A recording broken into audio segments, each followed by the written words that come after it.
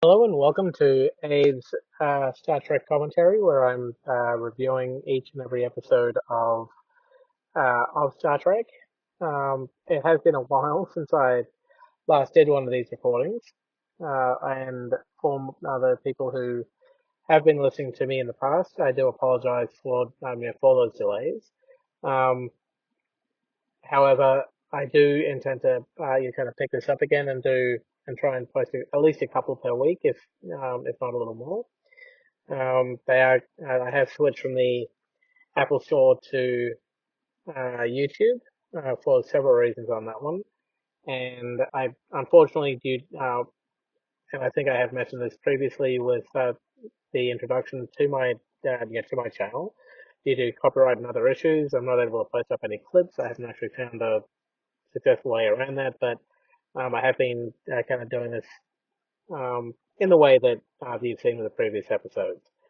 Um, So today we are going to be reviewing and doing a bit of a commentary on season 1, episode 19 of the original series, episode entitled Arena. Now it has been a while since I've watched this episode. However, I will say it is one of my more personal favorite episodes um, of the original series. There are several reasons behind this.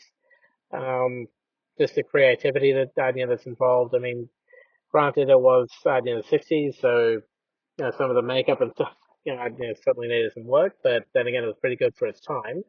I love the science that's involved in this one and the fact that Kirk has to figure some scientific things out without Spock, but just using his own memory and ingenuity, and we'll get to those bits a bit more into as we get into the episode.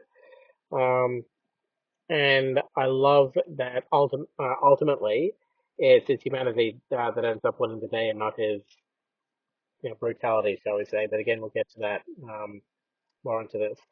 I also love the fact that, if memory serves, I think there's also a clip of this uh, in Bill and Ted's Excellent Adventure. I think they use um, a little bit of it. Yeah, this is a piece of trivia for people out there who may not have been aware of that.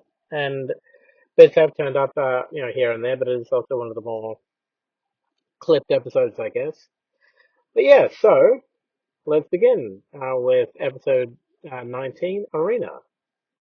So the episode opens up with Kirk and McCoy and Spock and a few NPCs, if you will, in the transporter room. Uh, they're orbiting a planet called Cestus 3, which does make another appearance in a DS9 episode, but I'll get to that in quite a bit of time when we get there. But anyway, everyone's all looking for, well, McCoy and Kirk anyway, are looking forward to meeting with Commodore Travers, someone who apparently knows how to host a good meal, have a good dinner, and therefore have a good time. Um, so, they're essentially looking forward to having quite a pleasant afternoon. Um, they do make a bit of a boast that rank hath its privileges, and I cannot disagree with that. Um, Commodore Travers hails them and they request their beam down, also to bring their tactical people for reasons that Spock doesn't quite understand. Um, but after they beam down, they find that the outpost has actually pretty much been leveled for the most part, and they're wondering what the heck is going on. So we get to the opening titles here, but I do have some, kind of opening comments to this particular bit. Because Kirk reports back to the ship and says it's Cestus 3, the outpost essentially has been destroyed. Um, and instead of requesting an immediate beam up, which would be my own, kind of reaction, I guess. I do get why he chooses to stick around as well, so he can try and find out what happened. But personally, I would prefer to do that because there's smoke. It does seem to be something that happened recently. The fact that Commodore Travers did only just within the past 2 minutes contact them, pretty much, and request their being down. I can understand them wanting to remain as well to find out what happened, but it's kind of a damned if you do, damned if you don't situation, I guess, in terms of stay and investigate, possibly killed by whatever recent event happened, go and be a bit more cautious, get some more information from from the ship's sensors and whatnot. But being the kind of captain that he is, the Russian were angel fed a tread type. I can understand the choice he made from that perspective, but there were other options that he could have explored. So Kirk deploys the various members of his away team to look for talk to survivors, um, and they find one. McCoy tries to do what he can to stabilize him. Personally, I would have had him beam straight back up to the ship, so that he could be treated there with proper medical facilities rather than the kind of triage that would have happened that would need to happen in the field. Um, because I do agree that he's certainly in a bad way. I mean, internal injuries and various other radiation and all that, which is more than he would be able to do with a simple med kit. Um, Also, the fact that a few moments later, Spock finds on a strike order other cold-blooded creatures, so that would make them seem lizard-like or something, maybe.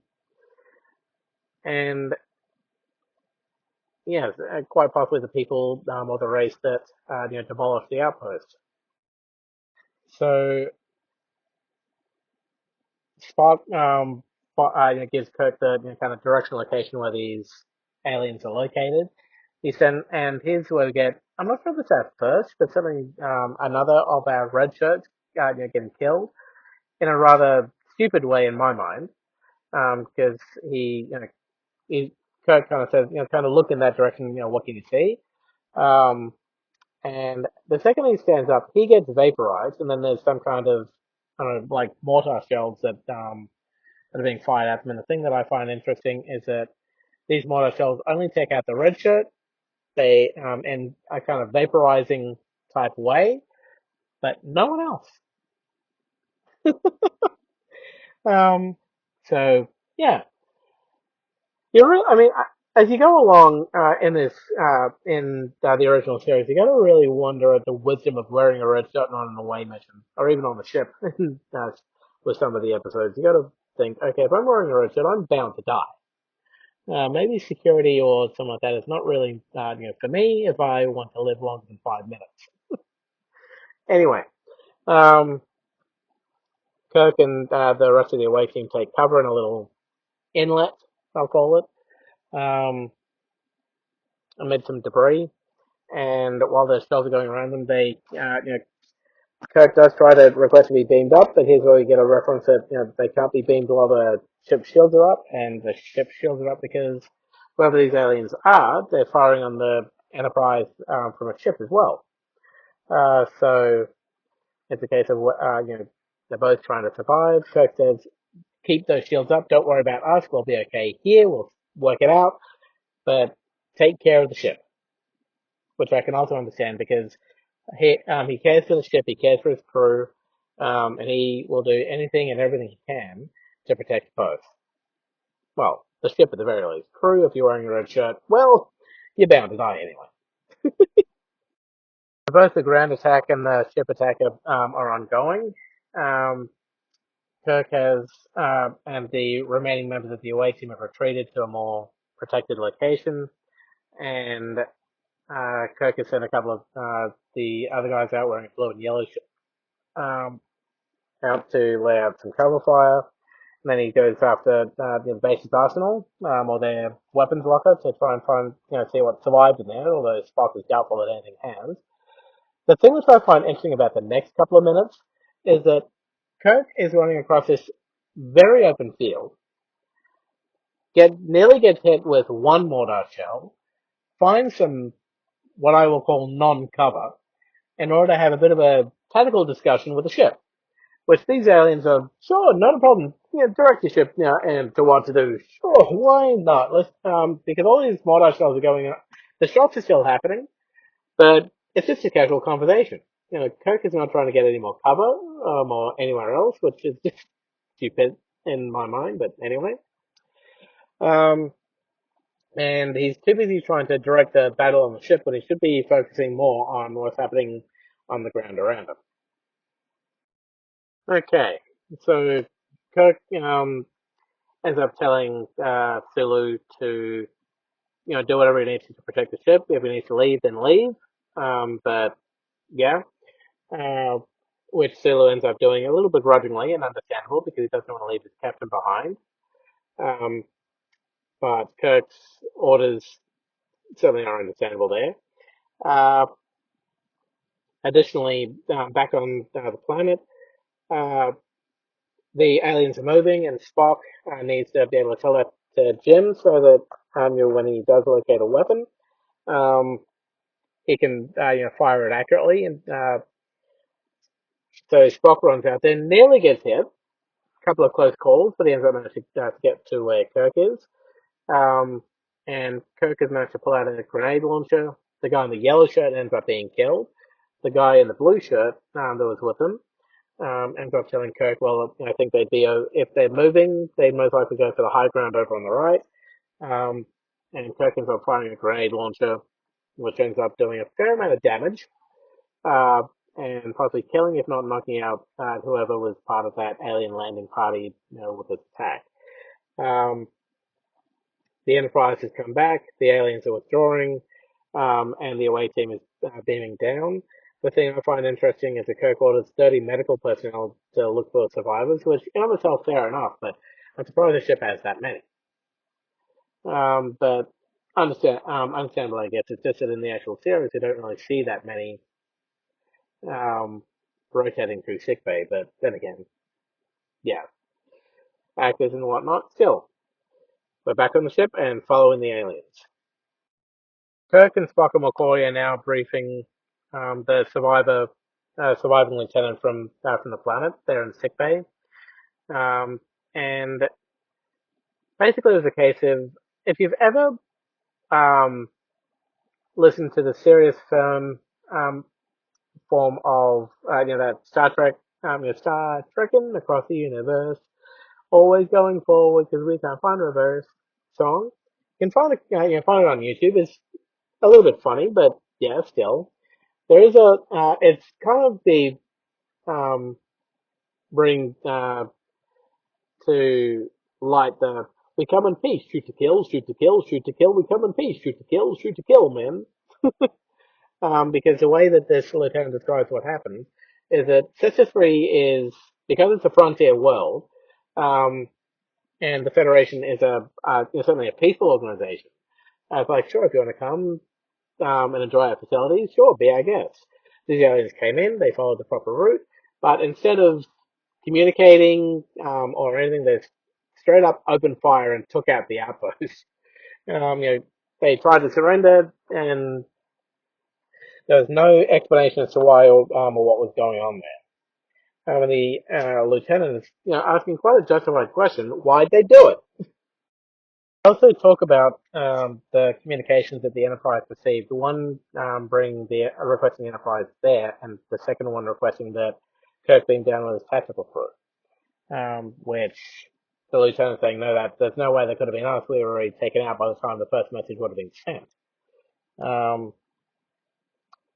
which then raises some interesting possibilities. And I like the conversation that happens between Kirk and Spock in Kirk's quarters after this, because you've got Spock trying to uh, be very Vulcan about it, very logical, and making sure that Kirk assesses the appropriate possibilities.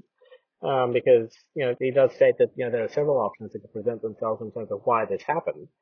But Kirk is like, no, with a massacre that happened there, um, you request the Enterprise here. We're the only ship in the sector, whatever the case may be, and you take us out, and everything that's in the area becomes open season. So this is a prelude to an invasion, um, which I do find an interesting standpoint.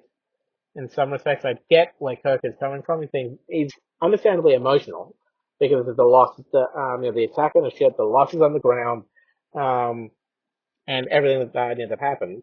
But there's still pieces of the puzzle that are missing. Uh, and to jump, from a single ship taking out a single outpost to full-blown invasion is, in my mind, a bit of a leap. It could have been a scouting thing in prelude to that, maybe. But I would need more information to be able before I would make that kind of a decision or assessment. I'd be more on Spock's side than I would be on Kirk's side with this conversation. A couple of fun comments about the end part of this conversation. First of all, is that Spock does say, okay, well, to make sure the invasion doesn't happen, you got to make sure the scout ship doesn't is not able to report back, which is fair enough. Um, and Kirk then uh, gets everyone to go to battle stations, get phases ready, and everything. The bit that I find funny, or two small bits that I find a little bit funny about this short bit, is just after giving the phaser, get phasers ready kind of order, the the red alert klaxon starts sounding, and yet so everyone's going to know that it's a red alert situation, and yet he calls a red alert a few seconds after the klaxon starts. Secondly, is the fact that he tells the crew we're going into battle, and I've always thought it would be smarter to go the other way in terms of don't say that it's not a drill because everyone's going to assume that, uh, and this applies to any situation, whether fire alarm at work or whatever. Tell them when when it is a drill, so they know not to panic and that this is just a training scenario. But you don't need to announce that it's not a drill because you'd be announcing it every time anyway, which is a little redundant in my mind. But anyway, everyone's getting to their battle stations and preparing to take on the ship, which already successfully managed to hold off against the Enterprise when they were initially at Texas 3. So just a brief thing. Kirk goes around the bridge essentially, just gets a report from everyone. We're going into unknown space. We've got very little information on this area, rumors, legends, stuff like that, but nothing concrete. Um, and the ship seems to be able to match the Enterprise for speed. They've been able to go to warp 6, and so the distance has been pretty consistent between them, which is outside of visual range, outside of weapon range, but yeah. We do also find out the Enterprise's maximum speed, or the original Enterprise's maximum speed, um, is around warp 7 because they can only sustain it for so long before very dangerous and life-ending things could occur via warp core breach. But yeah, so the chase still is ongoing. Da-da-da-da.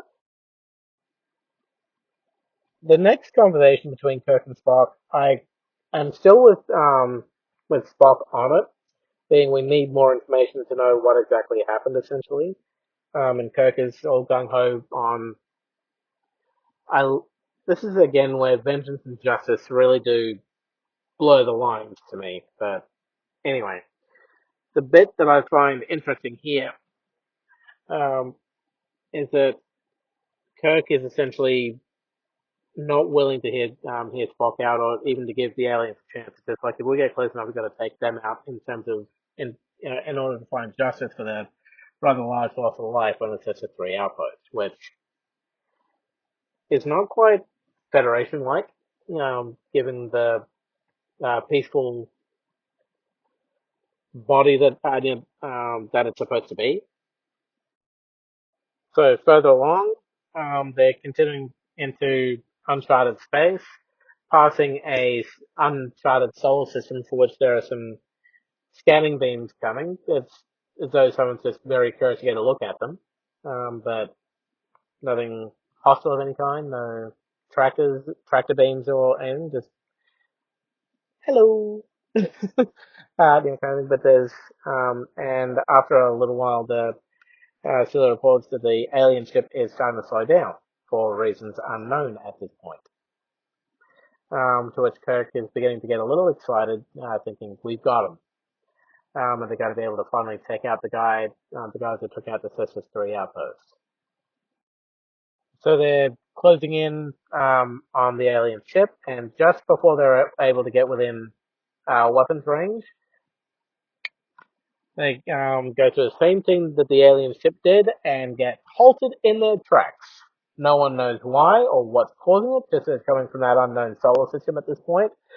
Um, and that the only things that are affected at this point are any and all propulsion systems and weapon systems. Life support, sensors, everything else is completely functional. So whoever has done this um, without the use of tractor beams, so some kind of unknown power at this stage, uh, is wanting to hold them there in a way that they are, but not in a way that they're able to fight back. We shall find out the reasons why, hopefully, in a little bit. So we get a communication to the ship from the Metrons. We don't actually get to see them. I love the kind of rainbow kaleidoscope thing they're using as a sort of screen cover for it. But basically, we don't want you guys to fight. You've come into our space to kill each other. So what we're going to do is just going to do a one-on-one fight between you and the Gorn ship. We now have a name for the race. Um, and you and the Gorn captain are going to come to a planet that we prepared and attempt to kill each other. We'll give you each a recording and translating device so that you can talk to each other and chronicle, what you do and whatnot, so that it can hopefully deter future people from coming into our space for these kind of reasons. But this is what's going to happen. Um, and Kirk gets taken, as well as the Golden Captain, and we do get a look at him. Uh, and as assumed, it is a lizard-like creature. Um, Loves to growl, would be the best way I can describe his voice things. Um, and let the contest begin. I'll also point out at this stage as well that we're now getting into my particularly the part of the episode that I like the most. So the attack begins, or the fight begins between the two of them. I find this hilarious because you've got, Kirk is going to state there's a bit of a Captain Frog situation that happens, and he states he's got a bit of a revulsion for lizards or reptiles. Um, but the thing I find funny is when they start to fight, the Gorn obviously has some strength about him. I won't deny that, but he's also slow as all get out. Compared to the captain. So, Kirk certainly has speed, if not strength. He certainly has speed on his side against this thing. So the initial kind of grappling bit happened. Ended up being pretty much a tie in some respects. Kirk has now run off in an attempt to try and find the weapons that the Metrons said would be there on the planet or asteroid, whatever that they're on. In recording a log of what's happening, he is inadvertently also communicating with the Gorn, or not that he realizes that at this point. Um, and he does admit that if it ends up being just brute strength against brute strength, then I'm going to lose this, which is true enough because even though Kirk may have speed on his side, he can only keep it up for so long, and the strength of the Gorn may very well outlast the agility that he would be able to come up with. McCoy has come to the bridge, and being the emotional side here, kind of what do we do? And Spock is quite really saying, well, there's not much we can do right now. I would do something if I could, but yeah. And back on the planet, both Kirk and the Gorn are exploring their surroundings, trying to set traps or find weapons. Um, Not too much success. Kirk has found some what looks to be bamboo type trees as well as some diamonds. Uh, but he's still looking for conventional weapons like a hand phaser or something, because that's what he's assuming the Metrons are talking about in terms of weapons that would be on the planet. I can't remember where this episode was filmed. I think it's somewhere in Southern California, but I'm happy to be corrected on that point. Um, However, uh, Kirk has gone up to the top of a cliff thing and is able to see from a top view what the Gorn is doing. He seems to be working on something, although Kirk can't quite tell what at this point. Uh, but the he also sees a really big boulder at the top of this cliff, which he ends up pushing on top of pushing down the cliff and on top of the Gorn. So it causes the Gorn, certainly hurts him a bit, but the Gorn does still recover, and that combat continues. Kirk climbs down from the cliff to check to see if the Gorn survived, and he did. Um, Upon seeing this, Kirk tries to run away and gets caught in the trap that the Gorn set. His legs ends up being injured, and the Gorn almost gets him, but Kirk manages to get away, limping on his leg. And Spock is trying to negotiate with the Metrons to be able to resolve the situation through them. Back on the planet, we get another piece of the puzzle with sulfur being found. So now we got bamboo, diamonds, and sulfur, which have been located. Kirk isn't quite putting this together yet in terms of what the picture is supposed to be, but we are starting to see bits that are starting to come together in terms of being able to resolve the situation rather interestingly. I could use another word, but yeah. So the Metrons have contacted the Enterprise. Um, Actually, just before that, I find McCoy's arrogance in this to be rather stupendous because he's making the comment that our weapons, our technology, and whatnot, and it's hard to believe that we've been immobilized. And the reason why I find that so incredibly arrogant is that uh, with the vastness of space, and even with the various races that they've encountered thus far, surely McCoy would realize there's going to be people out there who are more advanced than them. And the fact that he's thinking that with all our technology that this has happened, it's inconceivable. Yeah.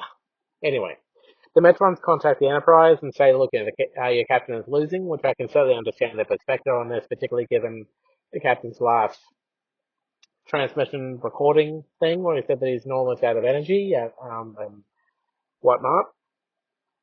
Um, and he's saying, the Metron says, look, because it's coming to the end, and because we think you may have feelings toward your captain, we'll let you watch his demise. And here's where we get to the bit that I found most awesome. And we've got the fourth ingredient, potassium nitrate.